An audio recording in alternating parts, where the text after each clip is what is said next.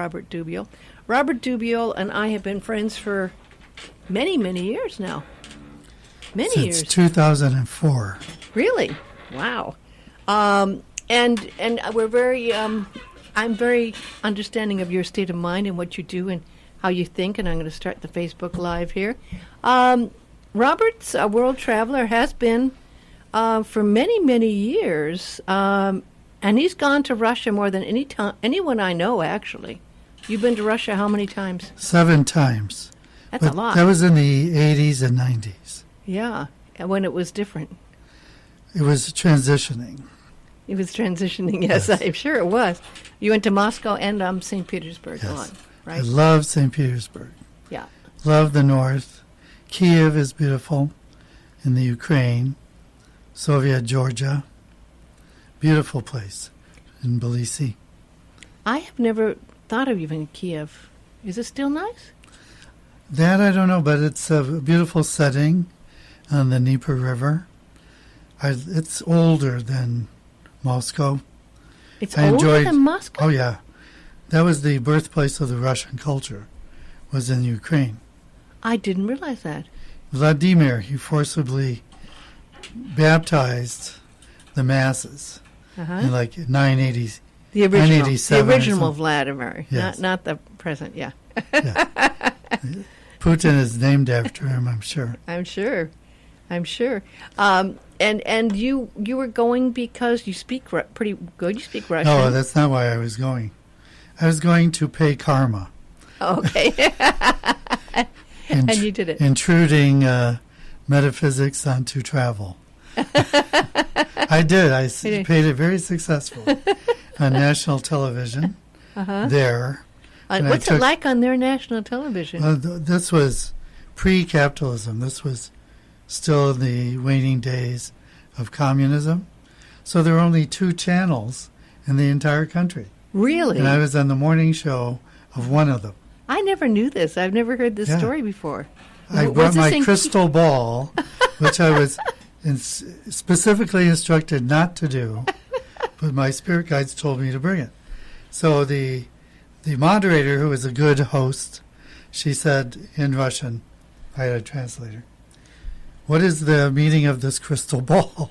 And I said, now we're going to think thoughts of world peace, and they're going to come into the crystal ball, circle the planet, and come back into the crystal ball. And 20 million people saw this. 20 million? Yes. I'm sure many of them did the exercise, and that's how I paid my karma. So was this in Kiev or Moscow? Moscow. That was in Moscow. Yes. Was there a lot of security at the TV station? Oh, no. Things were very loose, very relaxed there. Mm-hmm. Oh, yeah. No, there was problems with the visas and the bureaucrats, but no, I never had a problem. I was traveling illegally in the north because you had to have a visa for every city or district you were going to. And I just went up north with friends. And you wouldn't do that today. I don't know if I'd... I don't think you'd do that today. I don't know. I'd probably get permission. Yeah. It would be easier to get permission now.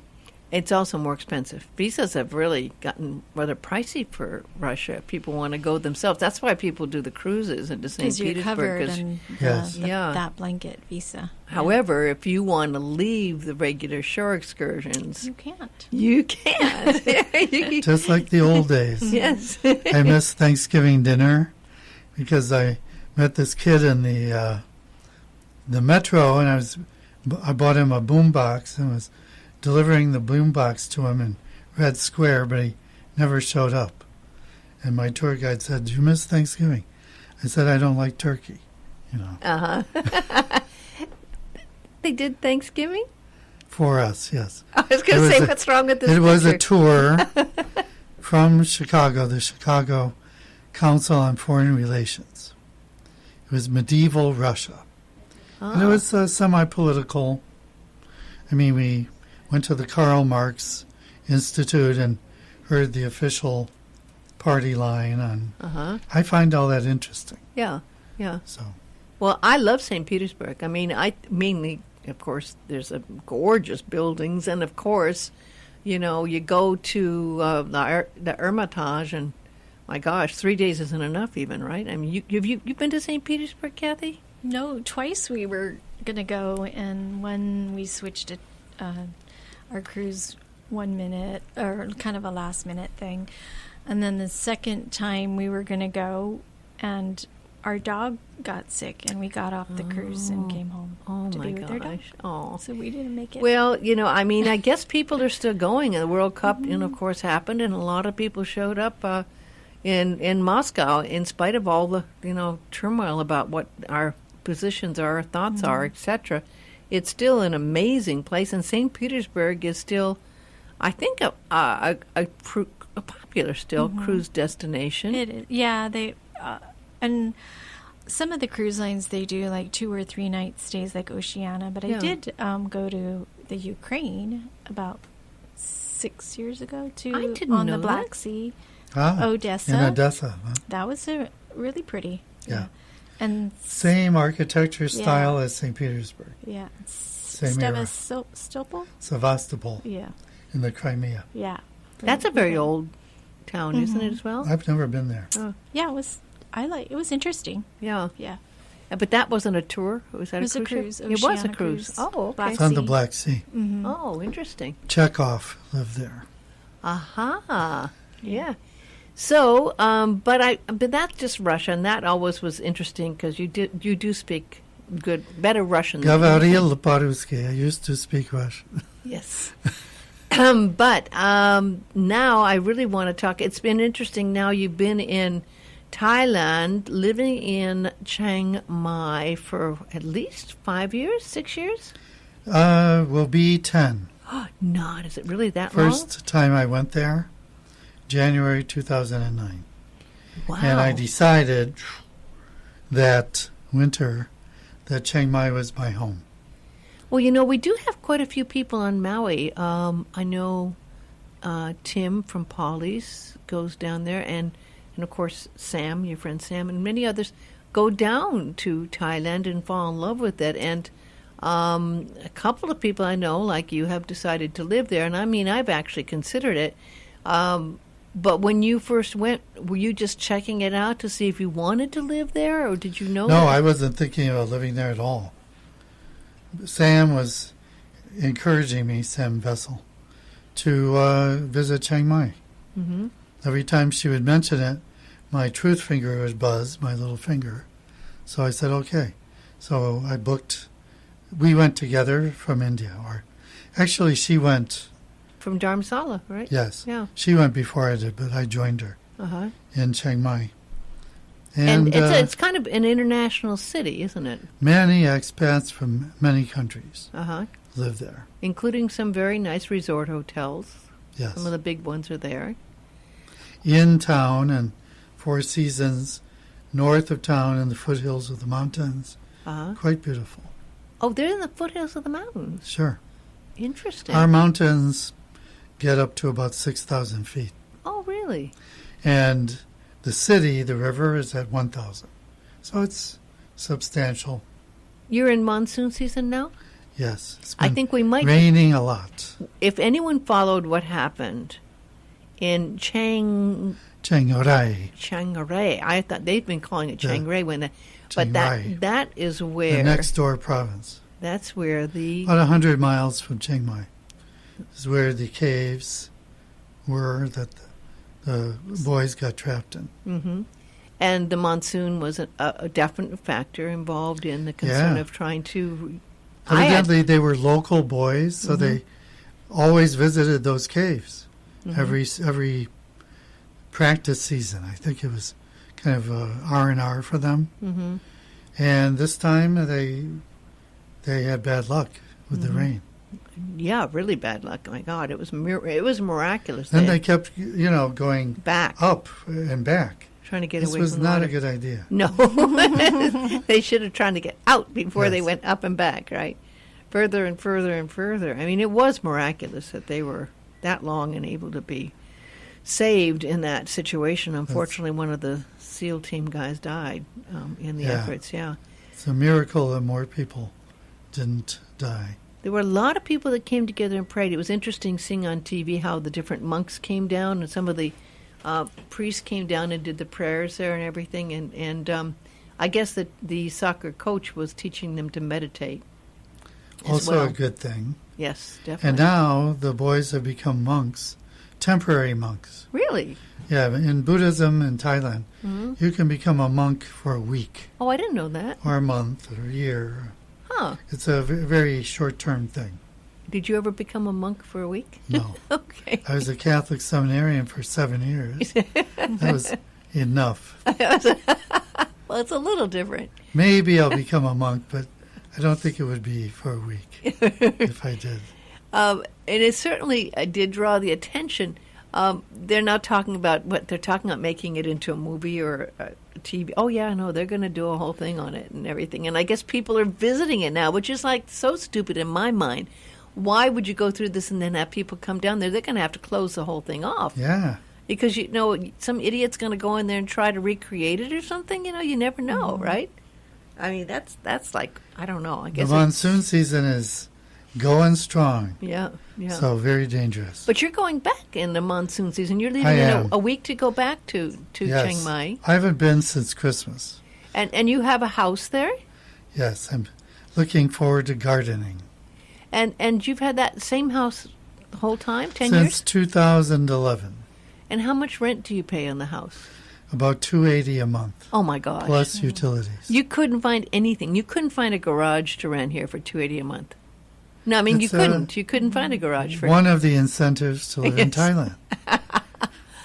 But you have to come and go because you have only a 6-month visa? I have a 6-month tourist visa where I can come and go at will. That's good. But I'm considering a retirement visa. And the retirement visa you have to pay money for, right? You have to have so much in the bank or proof of a certain income level. Uh-huh.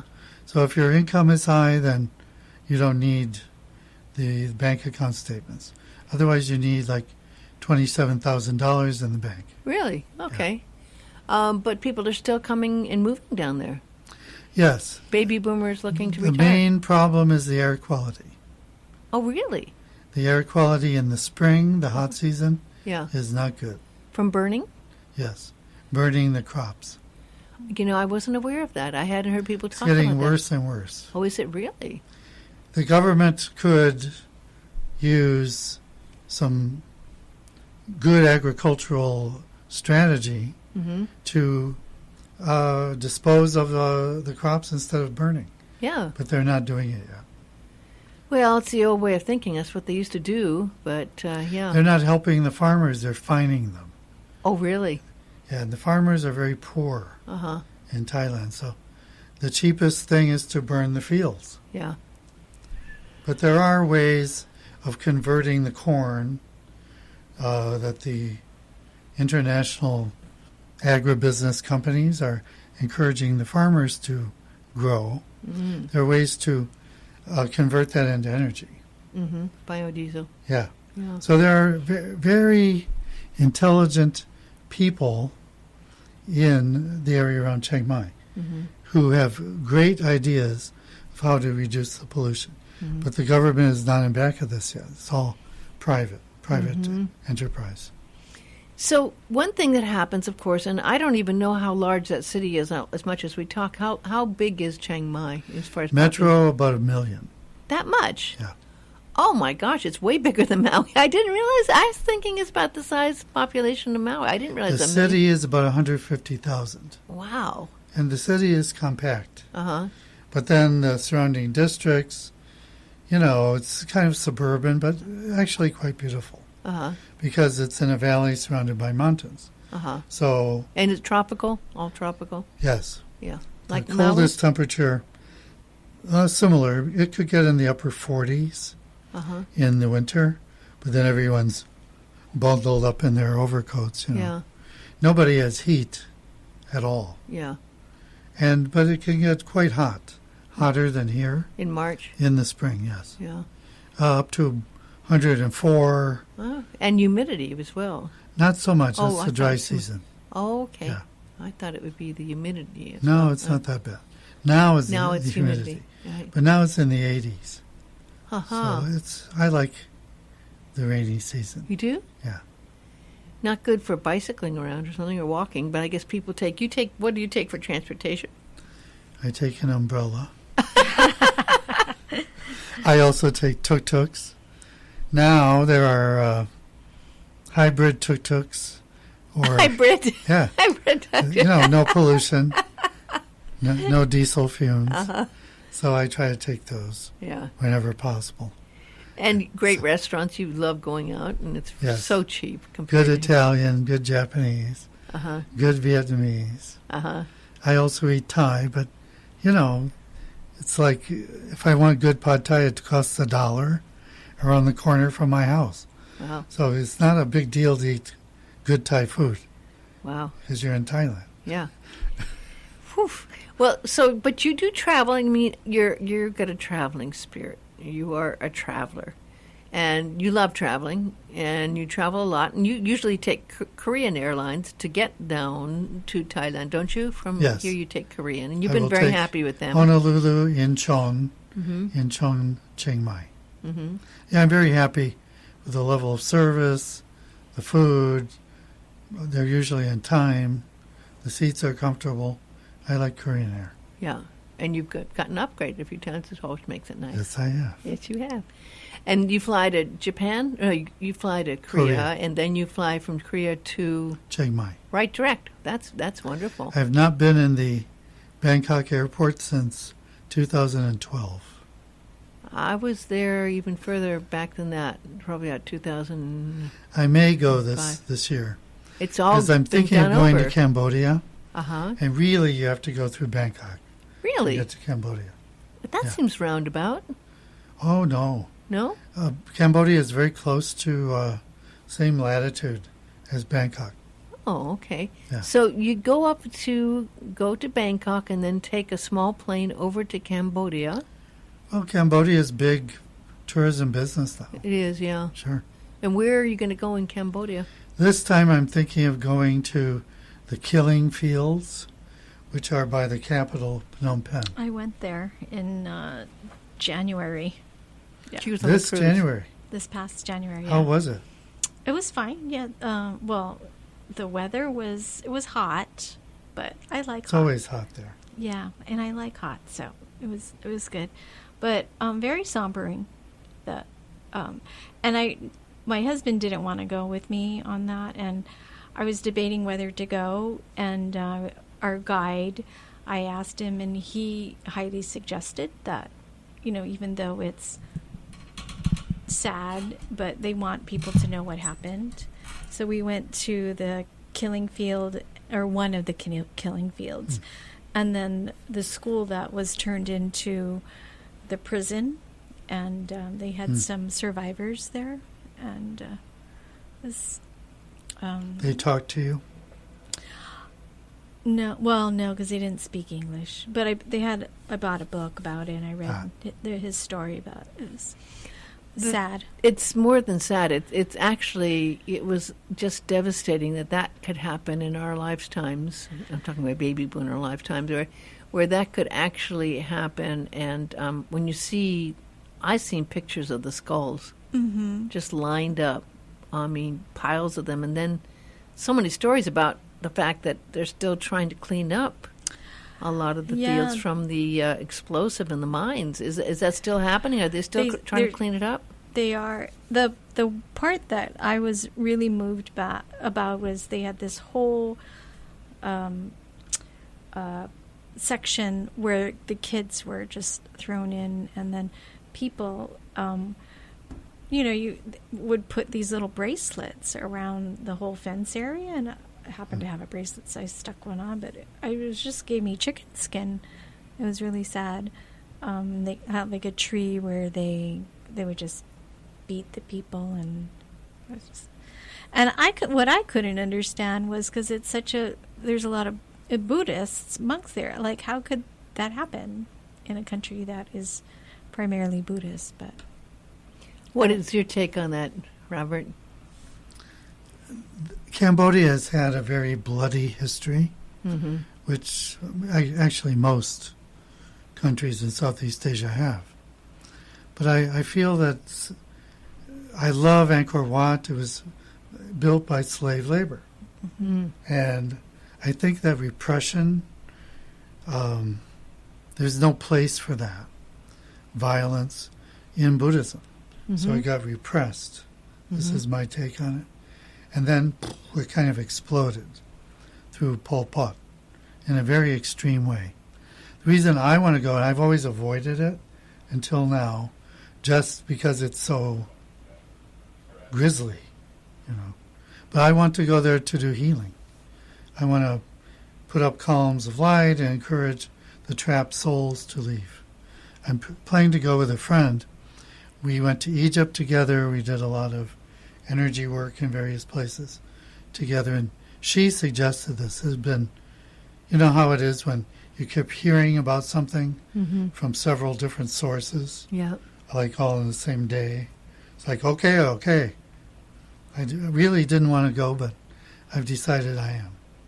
So when you go to Cambodia, everyone says you've got to go in the morning early, obviously to Angkor Wat. I mean, it's become, unfortunately, I was listening to the Frommer's radio show, and on the Frommer's show, they're talking about places that are over-touristed. Of course, we know about Cinque Terre, we know about Venice, and Barcelona now, and so many places are, but Angkor Wat's become one of those ones on the list where so many people want to go, and now, I guess with partly because of the cruises and stuff, that they're getting pretty much overloaded with people wanting to go. So, I mean, if you're on a cruise, you're not going to get there before dawn because people can't get off the ship that early and get there. So I guess the best thing to do, if I'm going to go, I'm going to get there and stay right there. There's a Sofitel, I think, almost. I love the Sofitel. We stayed there. Yeah, right, almost on the premises, right?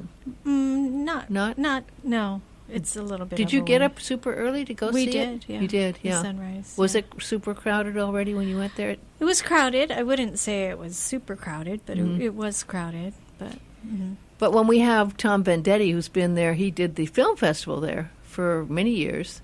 He says that there's another beautiful group of temples just up the road a little ways that's not overcrowded, so people can find ways.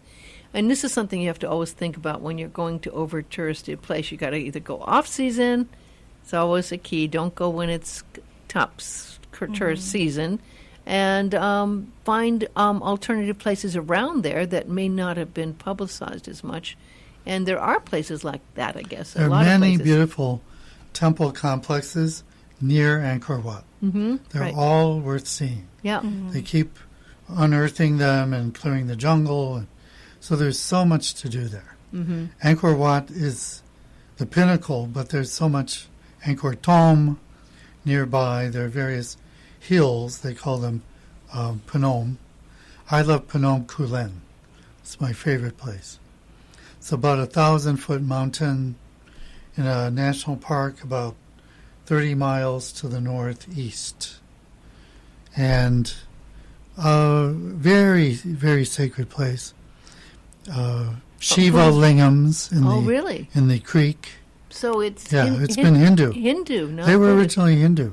Oh, When really? the Khmer culture started, it was Hindu. I didn't know that. Then it did an amalgam with Buddhist. It was back and forth, Hindu, Buddhist, and combination for a number of centuries. And finally it became Theravada Buddhist in the 15th century.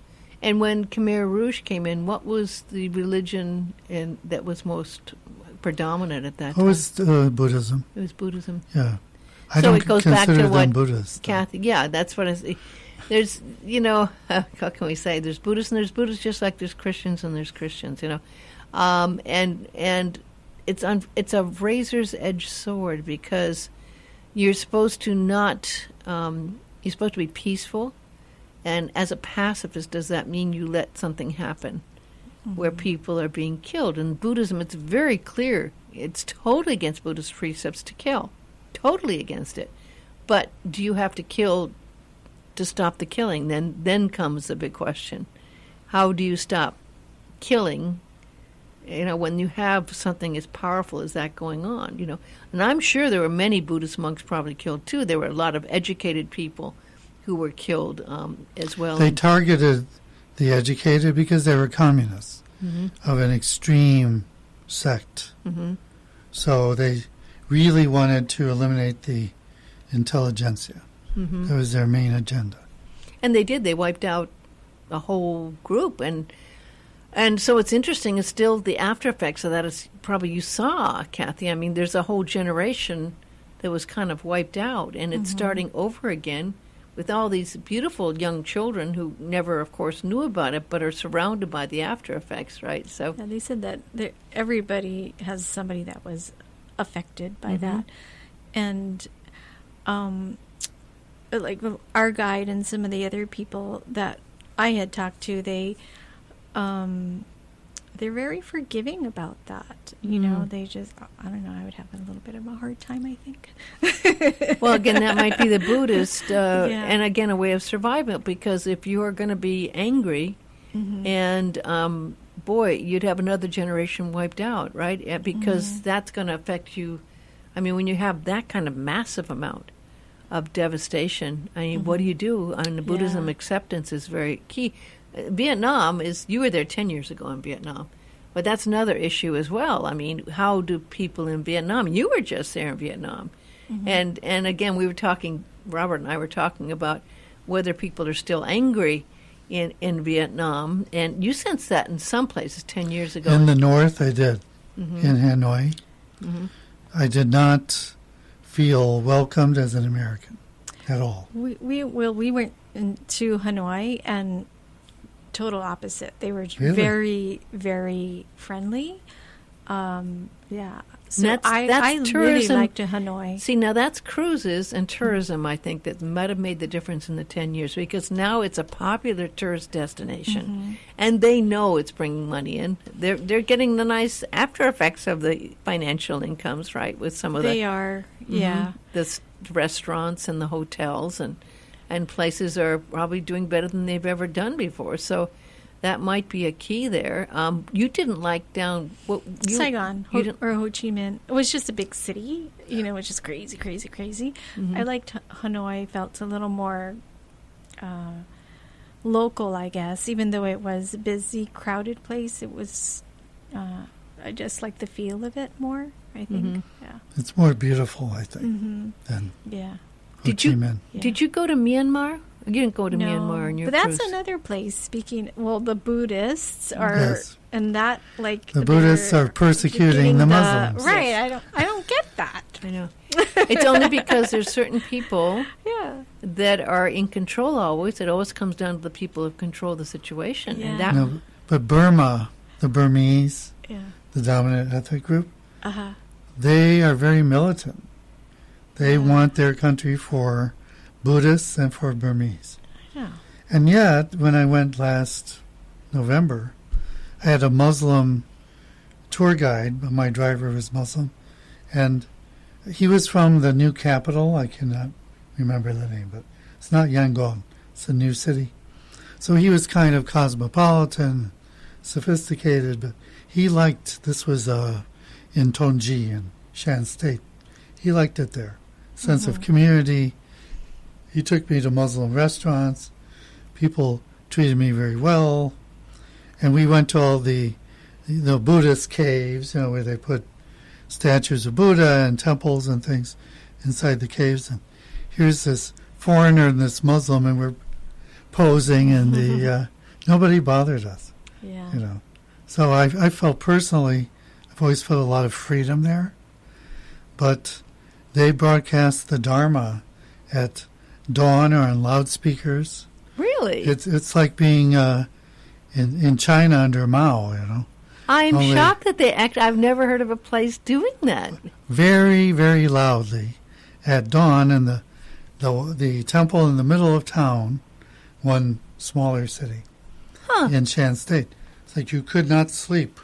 Do you think that's because, like, the Muslims were doing the call to prayer and they were doing it to Probably. counteract I the Muslims' suspect way that's of the the call case. to Yes. prayer, right? But the call to prayer only lasts for 5 minutes. This was going on for an hour and a half. I've never. I like the call to prayer. In Chiang Mai, I hear the call to prayer from the mosque down the street, 5 times a day. And then the dogs start barking. Muslims don't like dogs, in general. Oh, I didn't know and that. I can understand why. Hearing the barking at the call to prayer, I felt, these dogs have no respect. They're dogs. But some of the dogs next door, the foreigners who live next door, right next to the madrasa, the Muslim school, I think they encourage their dogs to bark? To bark, yes. But Probably give them treats, of all the time I've followed Buddhism, I've never heard it being broadcast. I mean, that's very strange. But all over the planet, people are polarizing. Wow. It's a global tendency. The Buddhists are becoming more hardline Buddhists. The Christian fundamentalists, the Jewish fundamentalists. It's the fights in India between the Hindus and Muslims. It's everywhere. Do you see the tourism factor influencing Myanmar since you went? You've been to Myanmar a few times now, right? Yes. I think that maybe the Burmese want to maintain their traditional culture in the face of more tourism and democracy. Because there's a lot more freedom there than there used to be. That's my speculation. But all that said, it's a growing country economically. It's expansive. I like Myanmar. I like it a lot. And it's become a cruise destination, isn't it? Some of the cruise lines go there, don't they? They do tours, excursions there, right? Yeah, they do. Yeah. So that will change it. I mean, that wherever you have tourism, there's things that change. They have their little Riviera that's beginning to develop on the coast near Yangon. And I think the cruise ships probably will be going in there. So because there's building kind of going in to support that. Yes. The dollar signs are being seen already. Yes. Yes.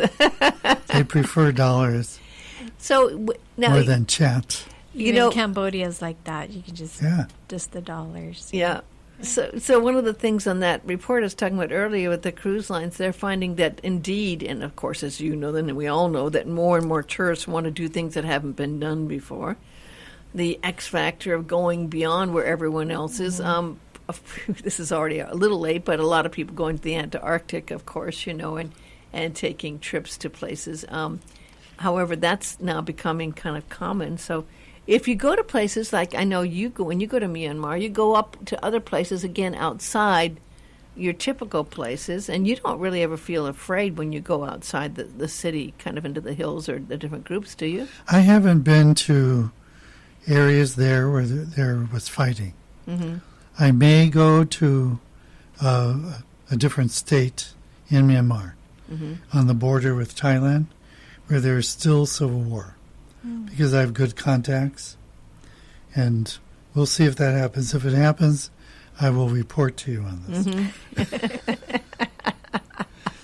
You don't carry a gun when you're traveling. No, I do not. It is interesting because, of course, it does make a difference. That's a different language. What language do they speak in Myanmar? They speak Burmese. They have their own language. Yes. So you don't speak that, so you'd have to. No. But do they understand the Thai language? What do you call the Thai language? Well, some understand Thai, but English is pretty common. Oh, really? It was part of British India in colonial times. That's a good point. That's a good point. They all had to learn to speak like this. And speaking of that, we were talking before we went in there. He wants to go to Singapore, and you have not been to Singapore before. Not yet, no. But it's pretty easy for you to get there. I'm afraid I might gain weight because I hear the food is so great. The food is great. The food is great. It's there's lovely old hotels. Of course, Raffles is so famous and everything, but there's other lovely hotels. Raffles has gotten over the top, outrageous expensive, but I mean it's a fascinating city, a beautiful city. Very modern now, but also the ancient, and like we were saying, we had a lovely hotel to stay in, but it was one of the old English-style hotels. But you go to one of the transportation down the metro, and you land up in one stop and you can see the old city and its temples and Buddhism, and you literally are in a street that is like not a fake Chinatown, but a really Chinatown kind of feeling, about it.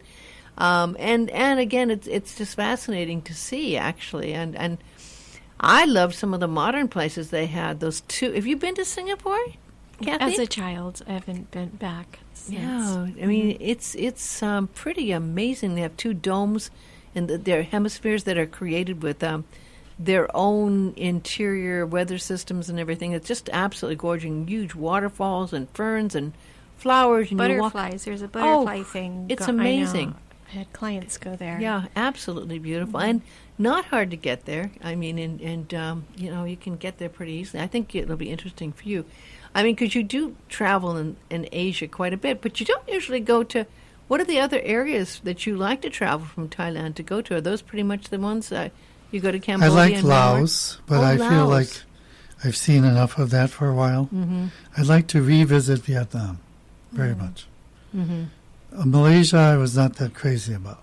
Yeah. Too much ethnic tension. Is there? Yeah, between the Indians, Chinese, and the Malays. They've had bad luck with airplane crashes, too. Haven't had one in a few months, but they were going through a series of plane crashes that I always wonder if they were allowing those lithium batteries to be shipped back and forth. Well, they didn't find with that one. It's still missing. I know. I was on a cruise during that time, and I actually saw smoke in the sky afterwards, and I took pictures of it, and I'm sure it was before they even reported it. I'm sure it was when it was going down and everything, because we were just in that area there.